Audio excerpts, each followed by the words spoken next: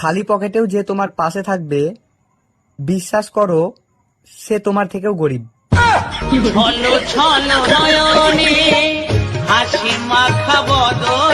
তোমাদেরকে দুর্গাপূজার অনেক অনেক শুভেচ্ছা। তো তোমরা ভাবছো এখন তো দুর্গাপুজো নেই, তো আমি কেন শুভেচ্ছা দিচ্ছি? তো ব্যাপারটা হচ্ছে এটা, আমার মুখ আমার ইচ্ছা। হ্যাপি দুর্গাপুজো।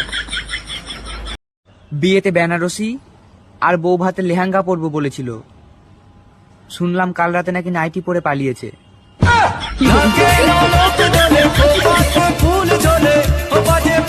যারা গাঁজা খেয়ে নিজেকে শিবের ভক্ত বলে দাবি করো, তা শিব কিন্তু বিষও খেয়েছিল।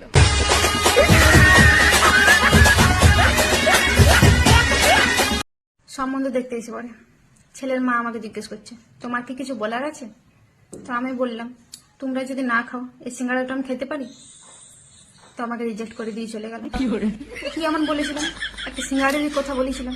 সব মানুষের কিছু না কিছু নিয়ে অহংকার থাকে, আমি আজ পর্যন্ত বুঝতে পারলাম না আমার কি নিয়ে অহংকার ছিল।